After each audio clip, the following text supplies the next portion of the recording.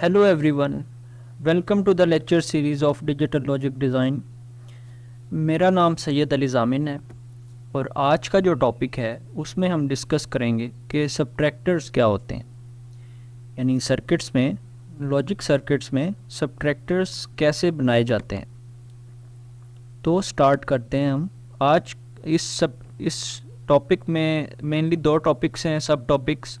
एक है हम हाफ सब्ट्रैक्टर को डिस्कस करेंगे और एक फुल सब्ट्रैक्टर को डिस्कस करेंगे। तो सबसे पहले हम डिस्कस करते हैं कि हाफ सब्ट्रैक्टर क्या होता है। हाफ सब्ट्रैक्टर का सर्किट इस तरह का बनता है और हम देखेंगे कि ये कैसे बन जाता है।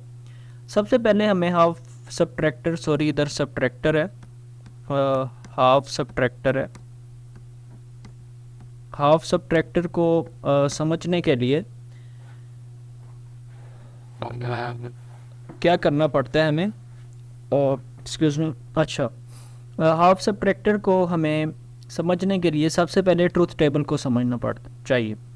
ट्रूथ टेबल में देखें कि हाफ सब्ट्रैक्टर में हाफ का मतलब होता है कि इसमें दो इनपुट्स को ये माइनस या सब्ट्रैक्ट कर रहा है। दो इनपुट्स हो सकती हैं, ए और बी, क्योंकि वो दो बाइनरी इनपुट्स हैं तो उनकी कोई भी वैल्यू हो सकती है, 0 या 1 हो सकती है। जिस तरह हम अगर सब्ट्रैक्शन वैसे क्या होती है, मतलब कोई आपको कह दे कि 9 में से 2 जो है माइनस कर दें, तो आप कहेंगे 9 में से 2 7 आ गया। कोई आपको कहे कि 5 से 3 माइनस कर दें तो आंसर 2 आ गया, ठीक है। और कई दफ़ा ऐसे भी होता है कि कोई आपको कहता है कि फॉर एग्ज़ाम्पल 17 से 9 माइनस कर दें, या 29 से 27 से 9 माइनस कर दें। तब आप क्या करते हैं, तब हमने पढ़ा था कि हम 7 क्योंकि 9 को सब्ट्रैक्ट नहीं कर सकता, तो हम क्या कहते हैं, 2 को कहते हैं यार कुछ हमें बोरो कर दो, कोई नंबर बोरो कर दो। तो वो हमें बोरो करके देता था 1, वो दे देता था, यानी 10th देता था, वो 10 देता था। तो 1 के साथ 7 के साथ हम 1 लगाते थे, 17 बन जाता था। और क्योंकि 2 हमें 1 दे रहा था तो इसके पास 1 बच जाता था। तो 17 से हम 9 माइनस करेंगे तो क्या आंसर आता है, 8। और यहाँ क्योंकि 2 ने 1 तो हमें दे दिया हुआ था और इसके पास 1 रह गया था, तो अब यानी यहाँ 1 रह गया था तो 1 नीचे लिखेंगे तो आंसर आ जाता था 18। तो इसी तरह बाइनरी फॉर्म में या हाफ सब्ट्रैक्टर में भी इसी तरह होता है कि हमें कुछ बोरो करना पड़ता है। अगर हमें कोई कह दे कि 0 में से 1 को माइनस कर दो तो हमें बोरो लेना पड़ता है, किसी से उधार लेना पड़ता है। हम कहते हैं भैया एक कोई हमें 1 हमें क्या कर दो, बोरो दे दो। तो जो बोरो हम करते हैं वो हम नीचे लिख देते हैं। और अब अगर इसको हम डेसिमल फॉर्म में देखें तो ये 2 बनता है और ये 1 बनता है, तो 2 में से 1 माइनस करें तो 1 आना चाहिए। तो इस तरह अभी मैं आपको बताऊंगा कि किस तरह, सॉरी ये 1 बन जाता है तो यहाँ 0 आता है। अभी मैं आपको बताऊंगा कि किस तरह बाइनरी फॉर्म में ये ट्रूथ टेबल बनता है। चलें स्टार्ट करते हैं। हमारे पास दो इनपुट्स हैं, ए और बी। 0 में से 0 को माइनस करें तो डिफरेंस क्या आता है, 0 ही आता है, और बोरो हमें कुछ करना नहीं पड़ा। इसको हम बाद में देखते हैं, पहले इसको देख लें। 1 में से 0 को माइनस करना पड़े तो आंसर क्या आता है, 1 में से 0 माइनस करेंगे तो डिफरेंस तो 1 ही आएगा और बोरो हमने कोई लिया नहीं है। इसी तरह 1 में से 1 माइनस कर दें, 1 में से 1 निकाल दें तो 0 आंसर आता है और हमने कोई बोरो भी नहीं किया। तो इसलिए आपको ये 3 रोज़ का पता चल गया कि ये किस तरह बोरो और डिफरेंस का ट्रूथ टेबल बना है। अच्छा, ये इंटरेस्टिंग इसलिए है, इसको मैंने लास्ट पे रखा था। 0 को 1 से माइनस करना हो तो क्या आंसर आता है, 0 को 1 से माइनस करना हो तो क्या आंसर आता है। अब 0 तो 1 से माइनस हो नहीं सकता, तो हम कहते हैं कि यार कहीं से बोरो कर लेते हैं। नंबर 1 हमने यहाँ से बोरो किया, ठीक है। अब बोरो किया तो ये बेसिकली क्या नंबर बन गया, नंबर बन गया 2, ठीक है, बाइनरी डेसिमल फॉर्म में, और ये 1 है। तो अब 2 में से 1 को माइनस कर दें तो आंसर क्या आता है, 1 आता है, ठीक है। और हमने जो बोरो लिया हुआ था वो रिटर्न कर दें, या जो हमने बोरो 1 लिया था तो यहाँ साथ 1 लिख दें, तो आंसर क्या आ जाता है 1 और 1। तो डिफरेंस, ये पहले वाला डिफरेंस था और सेकंड वाला क्या था, बोरो था। पहले वाला डिफरेंस था और सेकंड वाला बोरो था। इस तरह ये ट्रूथ टेबल बन जाता है। इस ट्रूथ टेबल पे मैं ज़्यादा टाइम इसलिए लगा रहा हूँ क्योंकि जब आप फुल सब्ट्रैक्टर पढ़ेंगे तो वो भी यही रूल को फॉलो करके सब्ट्रैक्शन करता है। अब आपको ट्रूथ टेबल बनाना आ गया। अब आपने इस ट्रूथ टेबल को यूज़ करना है, के मैप बनाएंगे और उस के मैप से आप इक्वेशन बना सकते हैं और उस इक्वेशन से आप डायग्राम बना सकते हैं हाफ सब्ट्रैक्टर की। तो ट्रूथ टेबल से हम नेक्स्ट स्टेप पे आते हैं, हम बनाते हैं के मैप। के मैप पता है आपको, जब 2 इनपुट्स होती हैं तो हम इस तरह के 4 बॉक्सेस बनाते हैं। इस बॉक्स का नंबर होता है, या मिन टर्म 0 पे होता है, ये मिन टर्म 1 लेता है, ये 2 लेता है और ये 3 लेता है। तो हम देखते हैं ये डिफरेंस का बनाया हुआ है बॉक्स। तो डिफरेंस मिन टर्म 0 पे 0 है, यानी मिन टर्म 0 पे 0 है, 1 पे 1 है और इधर 2 पे 1 है और 3 पे 0 है। तो हमारे पास ये 2 बॉक्सेस बन जाते हैं। अब इन 2 बॉक्सेस का हम using K map formula sum of product वाला रूल्स को यूज़ करके हम इक्वेशन बना सकते हैं। अगर आपने आपको के मैप का नहीं आइडिया तो यहाँ लिंक शो हो रहा होगा जिस पे मैंने के मैप पे कंप्लीट लेक्चर दिया हुआ है, अब वो जाके पहले देख सकते हैं। अच्छा, अब हम इसके लिए इक्वेशन बनाते हैं। तो यहाँ a की वैल्यू 0 है, यहाँ 1 है, यहाँ b की वैल्यू 0 है, यहाँ 1 है। तो अगर हम इस बॉक्स के लिए हम इक्वेशन बनाएं तो क्या बनेगी। इस बॉक्स के लिए a की वैल्यू क्या रह रही है, 1 रह रही है, चेंज नहीं हो रही, और b की वैल्यू 0 रह रही है और चेंज नहीं हो रही। तो यहाँ मैं साइड पे इसकी इक्वेशन लिखता हूँ। अगर क्योंकि 1 में रह रही है और चेंज नहीं हो रही तो खाली a लिखूँगा और डॉट b लिखूँगा, लेकिन b चेंज तो नहीं हो रही, लेकिन 1 0 में रहते हुए चेंज नहीं हो रही, इसलिए b कम्प्लीमेंट लिखूँगा। अब दूसरे बॉक्स के लिए मैं इक्वेशन लिखता हूँ। इस बॉक्स के लिए, इसके लिए a की वैल्यू तो चेंज नहीं हो रही, लेकिन 0 में रहते हुए चेंज नहीं हो रही। ये आप देख रहे हैं, a की वैल्यू 0 ही रह रही है इस पूरे बॉक्स के लिए, इसलिए a कम्प्लीमेंट लिखूँगा। और b की वैल्यू देखें आप, चेंज तो नहीं हो रही लेकिन 1 में रहते हुए चेंज नहीं हो रही, तो ये बन जाएगा a कम्प्लीमेंट b।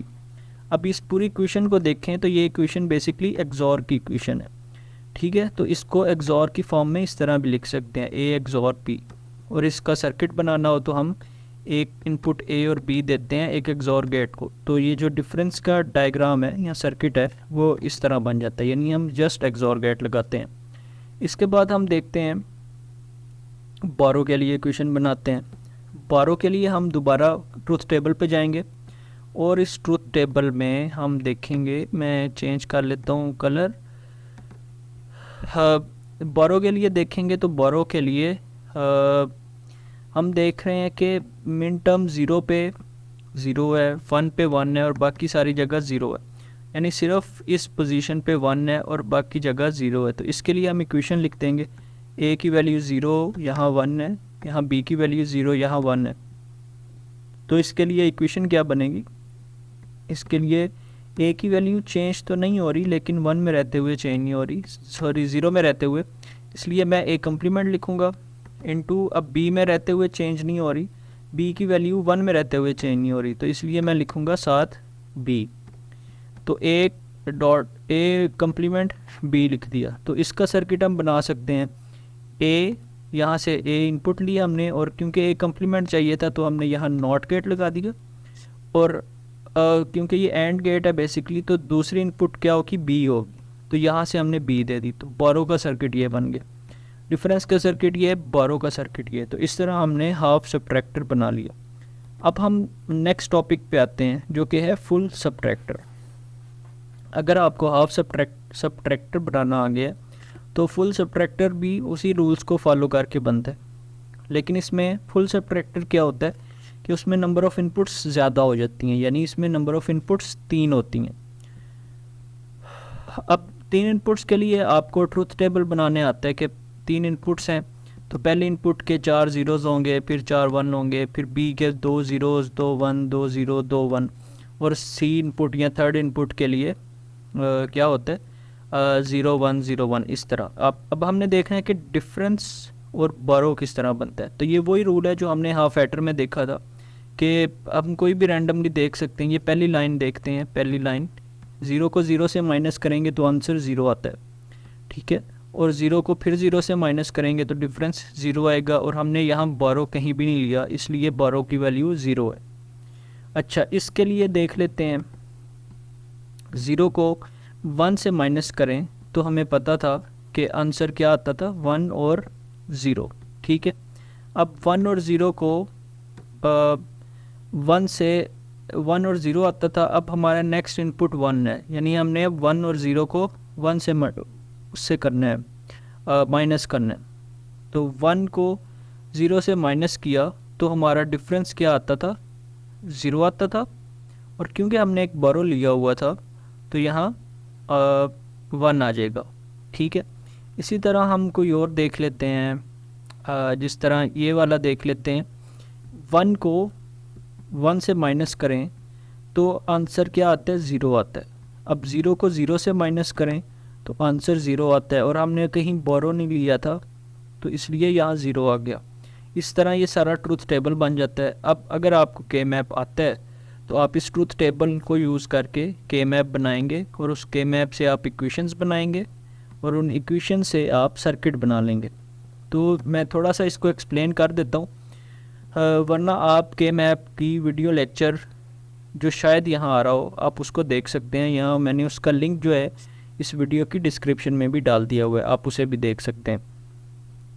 तो किसी एक को हम ये आप डिफरेंस के लिए एक अलहदा के मैप बनाएं, बोरो के लिए एक अलहदा के मैप बनाएं।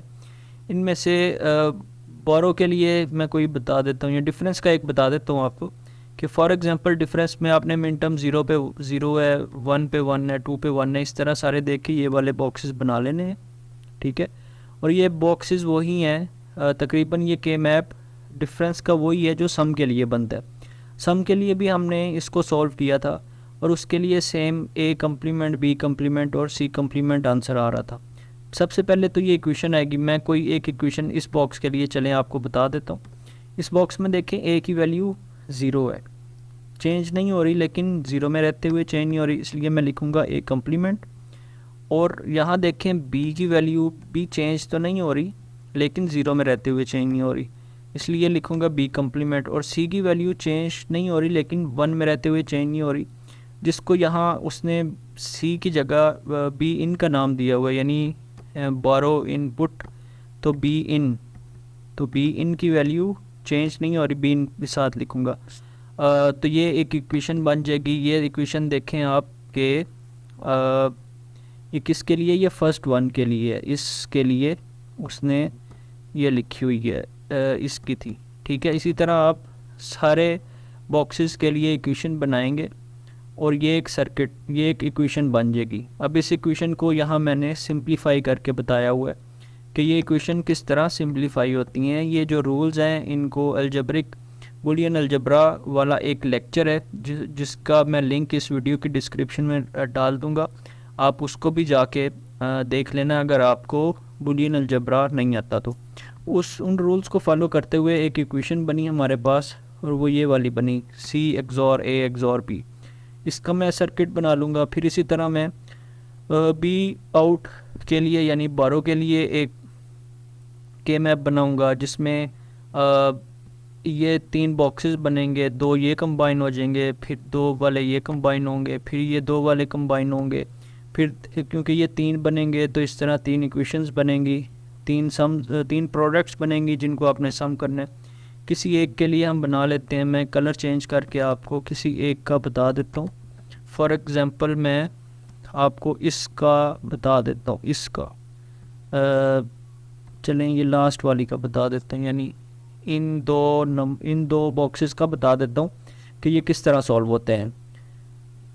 अब इसमें आप देखेंगे कि ए की वैल्यू चेंज नहीं हो रही और 0 में रहते हुए चेंज नहीं हो रही, तो मैं लिखूँगा ए कम्प्लीमेंट, ठीक है। और इसमें बी की वैल्यू यहाँ 1 है और यहाँ भी 1 है, चेंज नहीं हो रही 1 में रहते हुए, तो मैं लिखूँगा बी। और यहाँ बी इन की वैल्यू देखें 1 है और यहाँ 0 है, चेंज हो रही है, इसलिए नहीं लिखूँगा। तो एक तो इसकी बनेगी ए कम्प्लीमेंट इंटू बी, ठीक है। आप यहाँ देखें कि ए कम्प्लीमेंट इंटू बी, ये जो सेकंड उसने लिखा हुआ है ये बेसिकली इसका लिखा हुआ है। इसी तरह आप बाकी दो का फाइंड कर सकते हैं। तो ए एक्सॉर बी एक एक्सॉर सी का जो उसने डिफरेंस का सर्किट है वो ये बनाया हुआ है, और बाकी बारों के लिए अलहदा से उसने सर्किट बनाया हुआ है। A complement B for example ये था ए कम्प्लीमेंट बी का एक ए कम्प्लीमेंट बी इनपुट का, बी इनपुट का, ये उसने तीनों के लिए अलहदा बना के इनको एंड पे क्या किया हुआ है और किया हुआ है। लेकिन यहाँ थोड़ी सी मिस्टेक ये है कि जहाँ आई गेस सी है उस वो बेसिकली हमारा इक्वेशन में बी इन है, तो आप उसको रिप्लेस कर सकते हैं। तो आई होप कि आपको ये वाला सर्किट बनाना भी आ गया होगा। अगर आपका कोई क्वेश्चन है तो आप पूछ सकते हैं। थैंक यू सो मच, अपना ख्याल रखें और अल्लाह हाफ़िज़।